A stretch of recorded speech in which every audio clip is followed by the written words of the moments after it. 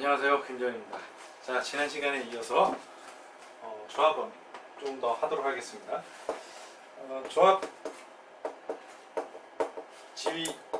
조합원 지위 양도에 대한 얘기예요.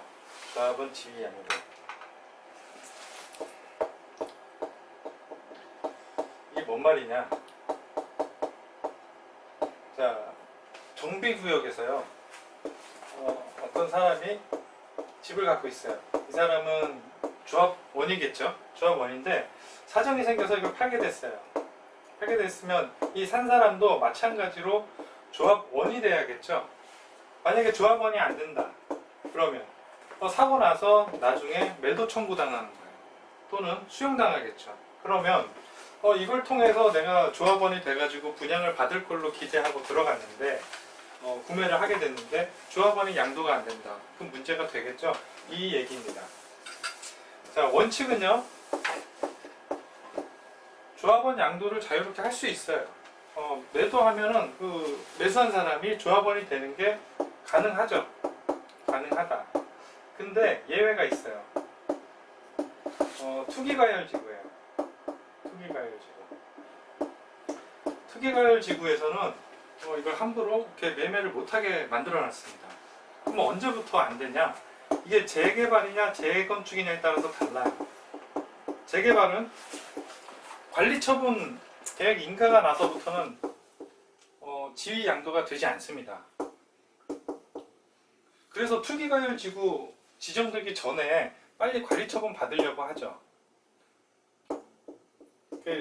신문지상에 잘 나오죠. 관리처분 계획 인가 후에는 안 돼요. 그 다음 재건축은요.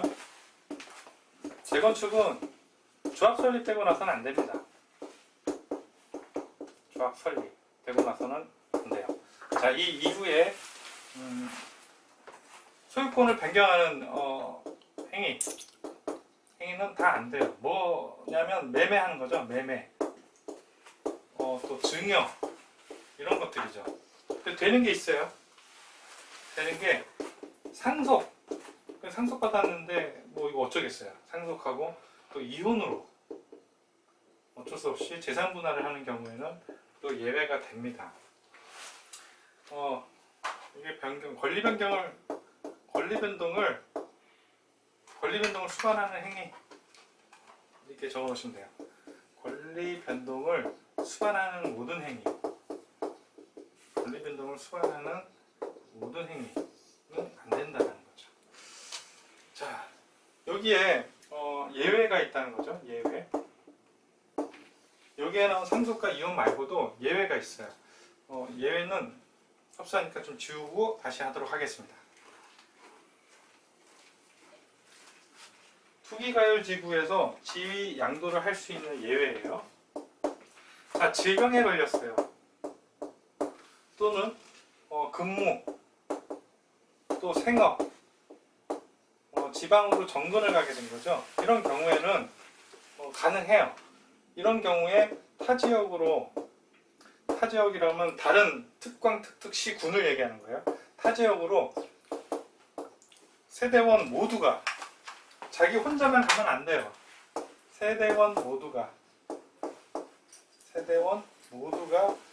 이사를 가야 됩니다. 이게 중요해요. 이게 중요합니다.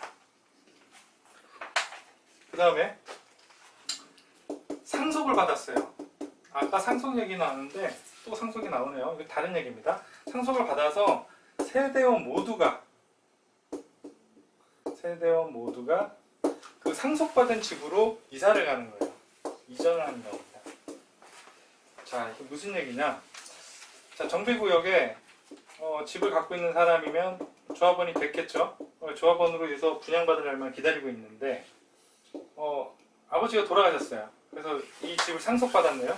그러면 여기에 살고 있던 세대원 모두, 와이프, 자식 모두 이쪽으로 이사를 가는 경우 투기과열지구이지만 팔 수 있다, 양도할 수 있다, 이 얘기입니다. 그 다음 해외로 발령해놨어요. 주재원으로. 그래서 2년 이상 체류한대요. 근데 자기만 하면 안 돼요. 마찬가지로 세대원 점포예요. 세대원 모두 해외로 가는 경우를 얘기해요. 자, 그래서 이 세대원 모두라는 게 아주 핵심입니다. 이 2년도 숫자를 3년, 1년 이렇게 바꿔서 나올 수 있거든요. 그 숫자까지. 이게 시험에 잘 나와요. 상속 문제로 아니면 질병, 군무나 생업 문제로 자기가 타 지역에 이사를 가는데 자기만 간다. 이 경우에 지위 양도가 되느냐? 이런 질문들이 잘 나옵니다. 그 다음에 거주 기간이 5년 그리고 소유한 지는 10년이 지났어요. 그럼 이 사람은 투기의 목적은 아니겠죠. 적어도 내가 투기를 하기 위해서 10년 동안 오랜 기간 동안 잠복하면서 이렇게 지낼 일은 없잖아요. 필요해서 하는 거니까 저는 실제 필요해서 하는 거니까 허용을 해줍니다. 그 다음 조합 설립을 했어요. 조합 설립을 했으면 사업시행계획 인가를 받아야죠. 사업시행계획 인가가 이게 안 나오는 겁니다. 인가 신청을 안 해요. 언제까지? 3년이 지나도록. 3년이 지나도록 안 되는 거예요. 그러면 언제 사업이 끝날 줄 모르니까 하게 해줘야겠죠. 다음 사업시행계획 인가가 나왔는데 근데 그럼 착공을 해야죠. 착공을 안 해요. 언제? 3년이 지나도록. 그리고 착공을 했어요. 착공을 했는데 완공을 못하네요. 완공을 못해요. 이것도 3년이 지나도록 착공도 못하고 사업시행 계획도 안 되고. 자, 이 세 가지 경우는요 3년 이상 소유했을 때나 허용을 해줍니다. 그리고요 경매예요. 경매. 여기다 쓸게요. 자, 경매와 공매. 이 경우에도 허용을 해줘요. 이게 무슨 얘기냐면 은행에 돈을 빌렸는데 채무를 갖추지 못했어요. 그래서 은행에서는 경매에 내놓게 되겠죠. 자, 이 경매에 나왔어요. 근데 낙찰자가 이거를 살 때 제값을 주고 사려면은 조합원 지위가 양도된다는 보장이 있어야 지금 시세에 맞게끔 낙찰을 받을 거 아니에요. 그렇겠죠? 그런데 지휘권 양도가 안 된다 해버리면 이거는 나중에 청산될 거예요. 청산. 매도 청구 당하겠죠. 그거는 청구 당하면 이 청구해서 받는 돈 금액보다 그 이하로 가격이 떨어질 겁니다. 그러면 채무자는 더 많은 빚을 지게 되겠죠. 그래서 경매와 공매는 하게끔 허용을 해줘요. 그다음 마지막 하나인데 투기 과열 지구 지정 전에 계약을 했어요. 매매하기로.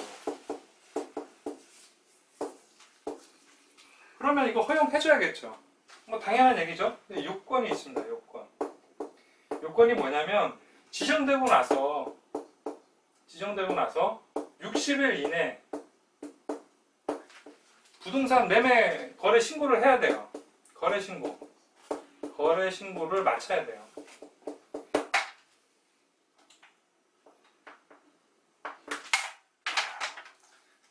글씨가 아래라서 아래는 잘 안 써져요. 이게. 자, 거래 신고를 해야 됩니다. 거래 신고.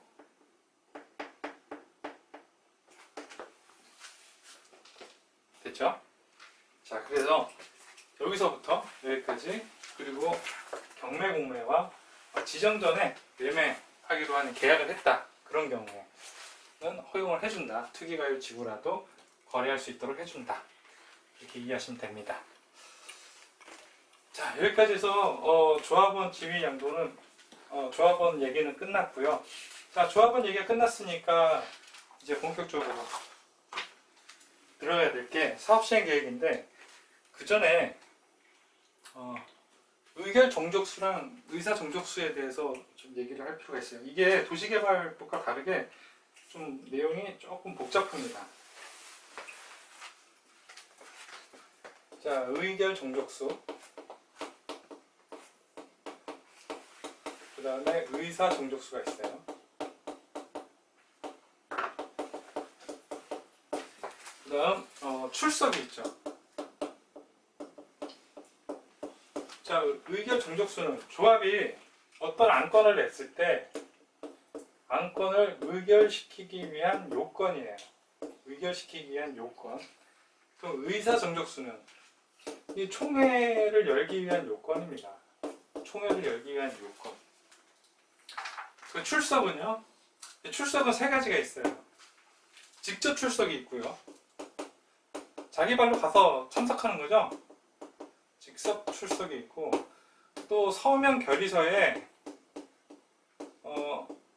자기 그 안건에 대해서 총회를 열거나 하면은 그게 안건이 정해집니다. 정해지지 않은 안건은 총회 때 모인 김에 이것도 결정합시다 이렇게 안 돼요. 사전에 다 공유가 돼야 되지. 그 서면 결의서에 자기 의사를 적어놓고 제출한 경우에요.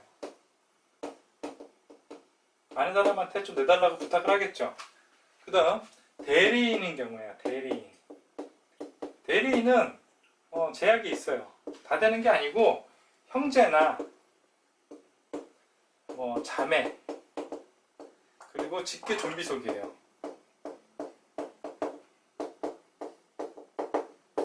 직계 좀비속인 경우만 돼요. 근데 예외가 있죠. 법인은 당연히 대리인 써야 되고요. 그 다음 해외에 있는 경우, 해외에 있으면 방법이 없잖아요. 이런 경우는 대리인을 쓸 수 있다. 자, 그럼 원칙이 뭐냐? 원칙. 자, 의사정족수 과반이 출석해야 됩니다. 과반이 출석해야 돼요.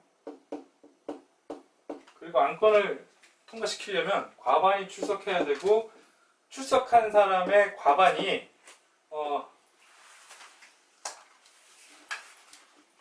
출석해야 되고, 출석한 사람의 과반이 동의를 해야 돼요. 그래서 출출과 이렇게 얘기를 합니다. 그러면 출석은 직접 출석이 10%가 되는 게 원칙이에요. 직접 서면만 내지 말고 직접 모여서 토론하고 의견을 나눠서 올바른 방향으로 가길 바라는 데서 이렇게 10%라고 했죠. 근데 사실상 이 조합원들이 조합원이 임원들이 잘 알아서 하겠지. 시공사가 잘 알아서 하겠지. 그래서 관심이 많이 없습니다. 그래서 직접 출석하기가 되게 힘들어요. 하여튼 이게 원칙인데 예외가 있는 거죠. 예외가 조합원의 2분의 1 이상이 동의를 하는 경우. 이 출석한 사람의 과반이 동의하는 게 아니고요. 조합원 수의 과반이 동의를 해야 돼요. 과반 이상이. 과반수가 동의를 해야 되는 경우. 그 다음 이거는 그냥 과반수가 아니고 조합원의 3분의 2 이상이 동의를 해야 되는 경우. 그 다음에 이건 출석이 10%가 아니라 직접 출석이 20% 이상 돼야 되는 경우가 있어요. 세 가지 경우가 있는데 제가 앞글자 따서 외우는 거 그렇게 썩 좋아하는 편은 아니지만 방법이 없어요. 그렇게 해라도 외워야지. 그나마 좀 효과적이긴 합니다. 과반수 이상이 동의를 해야 되는 경우는 정사관, 3분의 2 이상이 동의를 해야 되는 거, 조합원 수의 3분의 2 이상이 동의를 해야 되는 경우는 정정인. 그 다음 20% 이상 참석을 해야 되는 거, 출석을 해야 되는 거는 창사관정.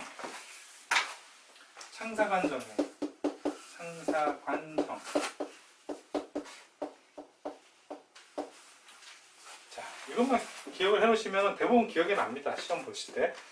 저는 정관의 변경이에요. 정관을 변경한다 그러면 과반이 조합원 수의 과반수 이상이 동의를 해야 된다는 얘기고요.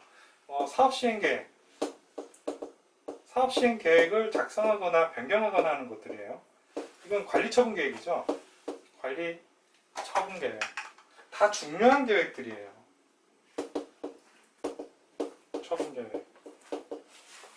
다 중요한 계획들이라서 과반수 이상이 동의를 해야 되는 건데 3분의 2면 더 중요한 내용이겠죠. 더 얼마나 중요하면 3분의 2씩 동의를 받아야겠어요.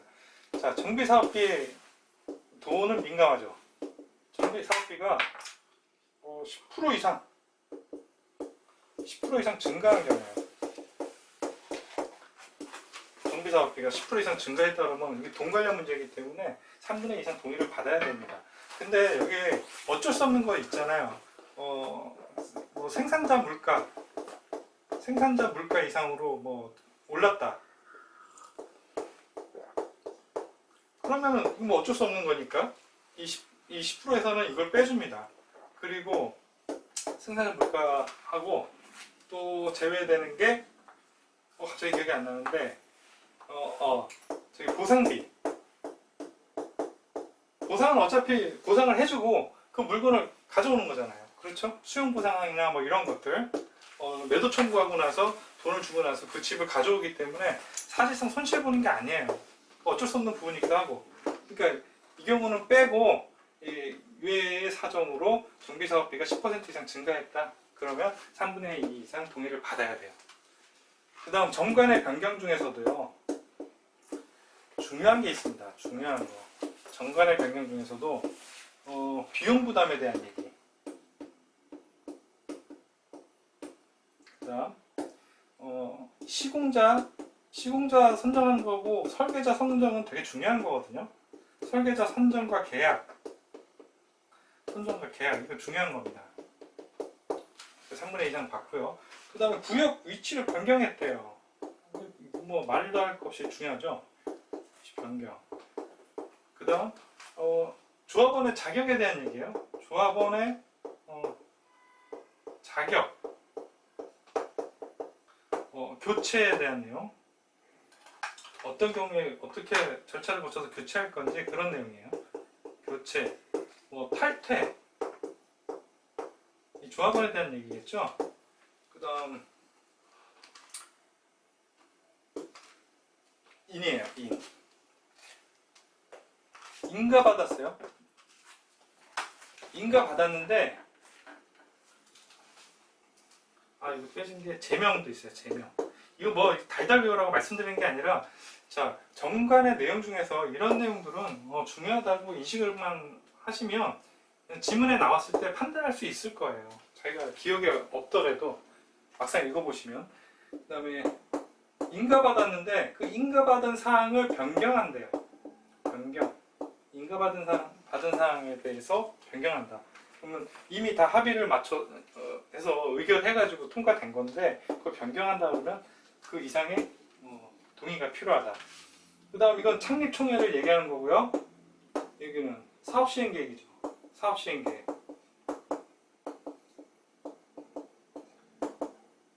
그 다음 요 밑에는 관리처분은 따로 안 써요. 관리처분이에요. 관리처분계획. 그 다음 정비사업비를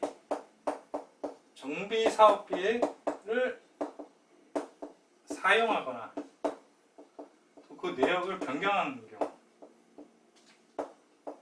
이걸 얘기합니다. 좀 내용이 많았어요. 그쵸? 내용이 좀 많았어요. 이거를 내용은 좋죠. 내용은 좋은데 다 그 내용이 그 내용 같아서 너무 부담 갖고 외우시지 않으셔도 좋습니다. 시험에 막 엄청 잘 나오고 그런 건 아니니까요.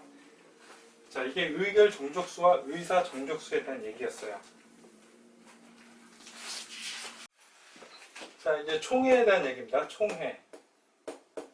총회를 소집하려면요, 조합장 직권으로 소집할 수 있어요. 조합장이 모여 모이는 겁니다. 조합장. 그다음 대의원 있었죠? 대의원.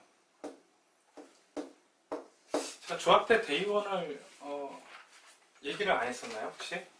그 조합에서 대의원은 100인 이상이면 반드시 해야 돼요. 도시개발은 50인 이상이면 할 수 있다는데 얘는 100인 이상이면 의무적으로 두어야 돼요. 의무적으로. 이 내용이 도시개발하고 다릅니다. 이 대의원은 3분의 2가 동의를 하면 총회를 열 수 있어요. 그리고 조합원이 원할 때도 있겠죠. 조합원은 5분의 1이 요구하면은 총회를 열 수 있고요. 만약에 그게 임원 교체 문제라든가 그런 경우, 임원에 관련된 얘기면 10분의 1만 요구를 해도 총회를 열게끔 돼 있어요. 그리고 6개월 동안 임원이 선임이 안 됐네. 임원이 선임이 안 됐어요. 그래서 보다 못한 시장 군수가 총회 열자, 그래서 임원을 뽑자 이러면 총회를 열 수 있어요. 그럼 사전에 7일 이전에 뭘 안내서를 보내올 때 그런 내용까지는 알 필요 없고요. 요거는 제가 시험에 나와서 한번 말씀드리는 겁니다. 한번 나왔다는 얘기는요, 다음에 지문으로라도 하나 나올 수 있어요. 자, 그 다음 조합까지 다 시행자에 대한 얘기가 다 끝났어요. 그러면 드디어 사업 시행 계획을 짜야겠죠. 사업 시행 계획. 사업 시행 계획은 일단 작성을 해요. 작성을 해서 수립을 해가지고 동의를 얻어야 됩니다. 동의를 얻고요. 그 다음 인가 신청을 합니다. 시장 군수 등에게 시군구에 인가 신청을 하면 시군구는 이걸 공람을 시킵니다. 제대로 된 게 맞는지 토지 등 소유자들에게 와서 보라는 거죠. 공람하고 나면 협의를 하고요. 협의하고 나서 인가를 내줍니다. 자, 동의는 공공시행자가 있었죠. 공공시행자, 시장 군수 등이 하는 경우. 공공시행자는 동의를 안 받죠. 시장 군수는 동의를 안 받습니다. 그 다음 조합이 있었죠. 조합. 좀 전에 의사종족수 있었죠. 사업시행계획이에요. 그러면 정사관, 정정인, 창사관이었잖아요. 그러면 과반수 이상이 동의를 받아야겠죠. 그리고 20% 이상 직접 참여를 해야 된다. 그래서 의결을 하면 되는 거고요. 그 다음 토지 등 소유자가 있었어요. 토지 등 소유자. 한 20인 이하의 토지 등 소유자겠죠. 이들은 소유권 4분의 3, 면적 절반이에요. 2분의 1 이상 동의를 받아서 인가 신청을 할 수 있어요. 그 다음 여기 없는 게 하나 있죠. 지정개발자 없죠. 지정개발자가 하는 경우는 그냥 과반 동의 받아서 할 수 있습니다. 이렇게 동의를 받아서 인가 신청을 하죠. 그러면 14일 이상 공람을 하고 이제 인가를 받습니다. 근데 인가는 계속 미룰 수 없죠. 어떤 지자체장은 이해관계가 달라지면은 계속 인가를 미루고 그럴 수도 있으니까 법으로 60일 이내 인가를 하게끔 되어 있고요. 그 다음 여기서 보시면 조합원의 자산은, 토지 등 소유자의 자산은 조합이 만들어지는 순간 조합의 자산이 됩니다. 그건 공공시행자 믿으면 하죠. 그러면 토지 등 소유자와 지정개발자가 조금 불안불안한 단체예요. 그래서 이행보존금을 받아요. 예치금이라고 합니다. 여기서 예치금. 공사비의 20%, 공사비의 20%에 해당하는 예치금을 받아요. 이거 왜 받냐?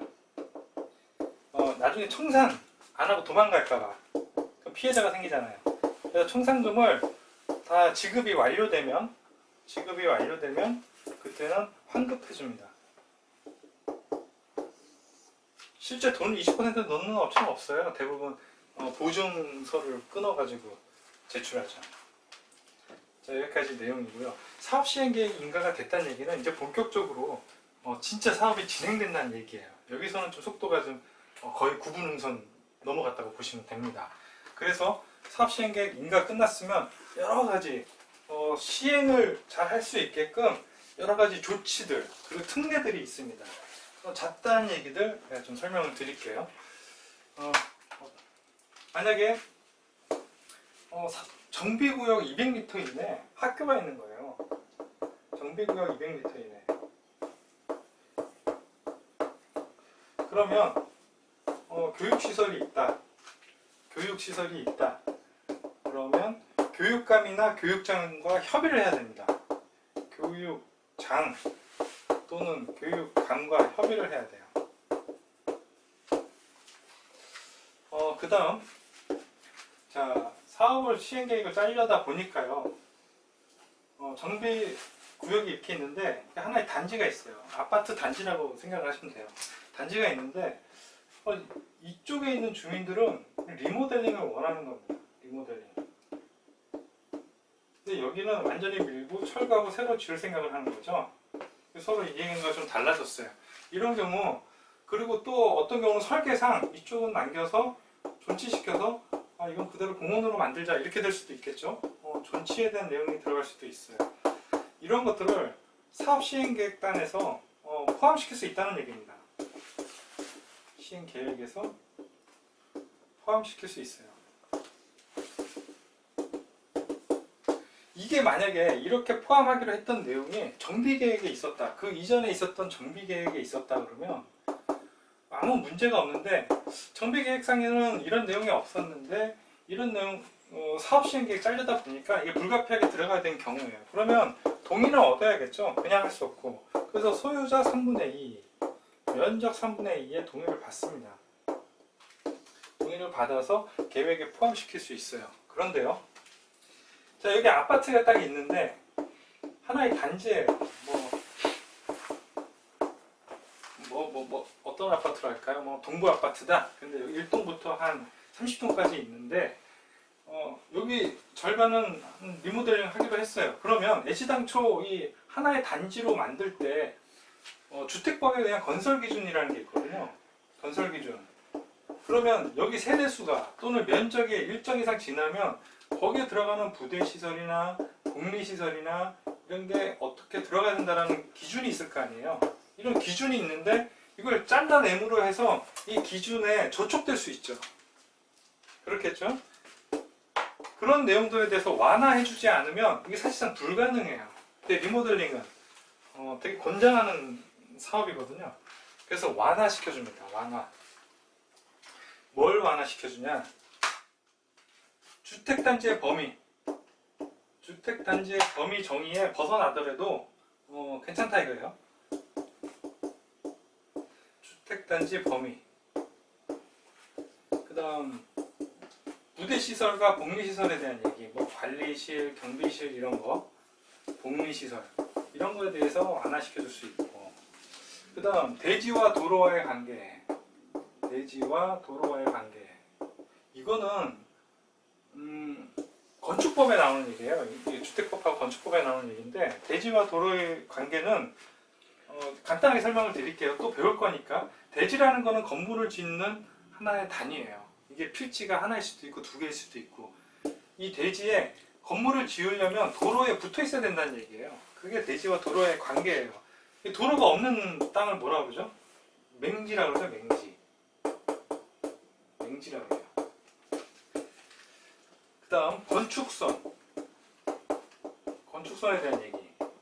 만약에 도로에 붙어 있으면 이 도로와 대지와의 경계를 건축선이라 그러는데, 환경적인 문제나 주변 여건에 따라서 이 건축선이 좀 이동하기도 합니다. 그러면 건물을 여기 넘겨서 짓지를 못해요. 건물이 뒤로 밀리게 돼 있죠. 예. 그게 건축선이에요. 그 다음 일조 제한. 일조 제한. 이것도 간단하게 말씀드리면, 이게 건물이 이렇게 있으면 해가 이렇게 들어오면은 여기 1층에는 해가 안 들어올 거 아니에요. 그러니까 이 높이를 규제하는 거죠. 좀 낮게 지어라. 해가 들어올 수 있도록. 이게 이제 일조 제한인데, 건축법에서 자세히 배울 거니까 이런 것들을 완화시켜 주는구나 정도로 정리하시면 됩니다. 그렇죠? 자, 그다음 종상향에 대한 얘기예요. 자, 기존에 이런 집을 갖고 있었어요. 정비구역이라고 해가지고 이걸 밀고 건물을 새로 이제 노후되고 불량한 건축물들을 밀어내고 새로 건물을 짓는데, 똑같은 건물을 크기로만 지을 수 있어요. 그러면 여기 토지 등 소유자는 이걸 이렇게 고치고 싶겠습니까? 돈 들여가지고. 내가 이거 지어봐야 여기에서 들어오는 임대 수입이나 이런 건 비슷비슷할 건데 크게 돈 들여봐야 소용이 없단 말이에요. 그러니까 개발하고 싶은 욕구가 없겠죠.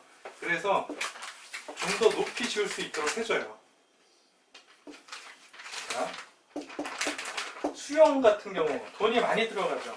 공공이 하니까 돈이 많이 들어가니까 높이 지을 수 있게 해주는 거예요. 그 다음 관리 처분. 그러니까 아파트 짓는 거죠. 아파트 높이 지으라고, 밀도 있게 지으라고. 얘네들은 3종 일반으로 종상향을 해줘요.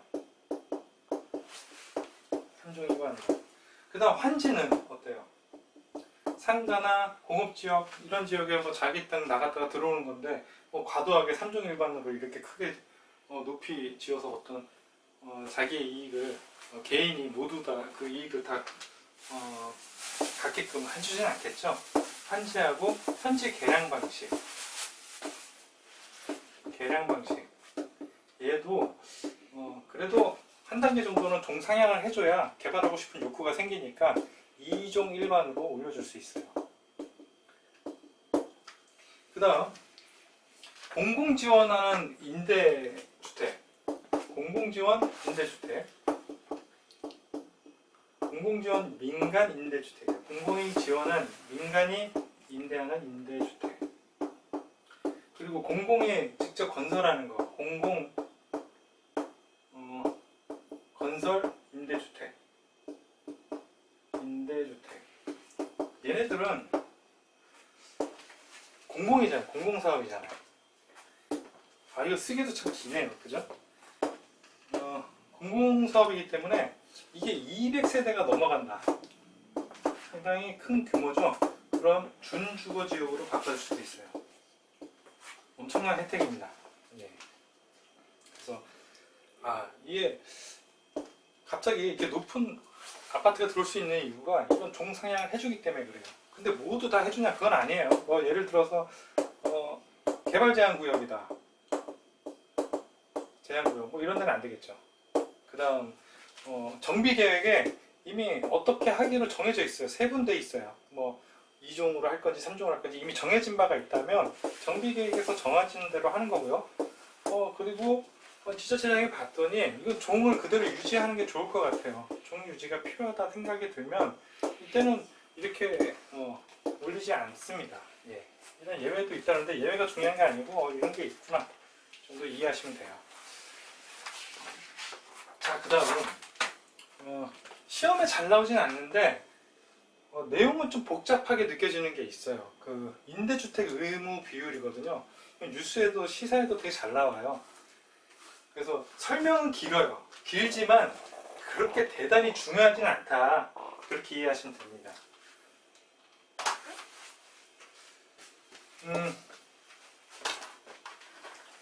이건 내용이 길어서 중간에 끊고 갈 수도 있어요. 자, 임대주택 의무 비율이에요. 임대주택 의무 비율. 들어는 봤을 거예요. 그 다음에 규모별 건설. 주택 규모별 건설이에요. 이게 뭔 말이냐? 이거 하고 소형주택 의무 비율도 같이 배울 건데 주택 의무 비율.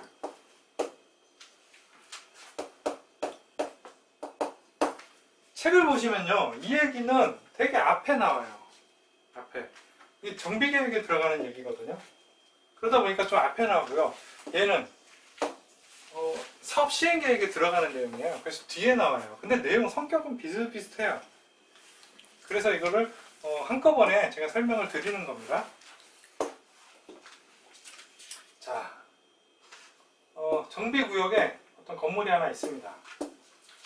기존에 용적률이 한 150이었어요. 근데 여기서 정비계획상 얘는 200까지 짓기로 합니다. 용적률을 200까지. 그러면 이거를 정비계획상 용적률이라고 그래요. 용적률. 정비계획상 용적률. 그러면 요 150 정도였던 건물을 이 정도 높게 짓잖아요. 그렇죠? 그러면 여기 살고 있던 세입자들은 다시 정착해서 돌아서 살려면 일부 주택을 임대주택으로 만드는 게 좋습니다. 그래서 일부 비율을 이 높이 짓는 것만큼 일정 비율을 임대주택으로 짓게끔 정해놓은 거예요. 임대주택으로 짓게끔.